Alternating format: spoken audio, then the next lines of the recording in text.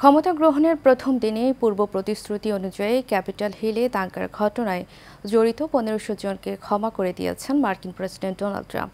২০২০ সালের মার্কিন প্রেসিডেন্ট নির্বাচনের ফলাফল উল্টে দেওয়ার জন্য ট্রাম্পের সমর্থকরা ক্যাপিটাল হিলে হামলা চালায়। এছাড়া বিশ্ব স্বাস্থ্য সংস্থা থেকে যুক্তরাষ্ট্রের বেরিয়ে আসার প্রক্রিয়া শুরু করতে একটি নির্বাহী আদেশে সই করেছেন মার্কিন প্রেসিডেন্ট ডোনাল্ড ট্রাম্প। বিস্তারিত থাকছে সঞ্চিতা হকের ডেস্ক রিপোর্টে। প্রেসিডেন্ট হিসেবে শপথ নেওয়ার পর ডোনাল্ড ট্রাম্প বড় ধরনের কিছু ঘোষণা দিয়েছেন, যার মধ্যে যুক্তরাষ্ট্রের গণতন্ত্রের প্রতি ক্যাপিটাল হিলে দাঙ্গার ঘটনায় জড়িত ১৫০০ জনকে ক্ষমা প্রদর্শন, মেক্সিকো সীমান্তে জরুরি অবস্থা ঘোষণা, পানামা খাল ফেরত নেওয়া, বিদেশি পণ্যের আমদানিতে শুল্ক বৃদ্ধির মতো ঘোষণাও রয়েছে। এর পাশাপাশি বাইডেন আমলের ৭৮টি নির্বাহী আদেশও বাতিল করেছেন তিনি।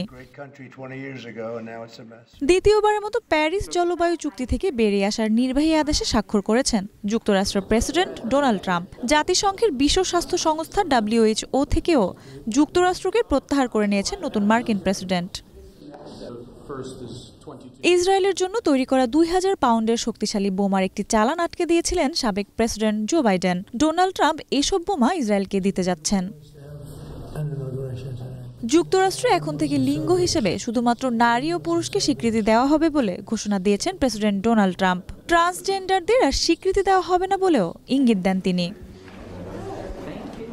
আবারও পানামা খাল দখল সহ কয়েকটি নির্বাহী আদেশ জারির ঘোষণা দিয়েছেন নতুন মার্কিন প্রেসিডেন্ট ডোনাল্ড জন ট্রাম্প। সঞ্চিতা হক, এশিয়ান টেলিভিশন।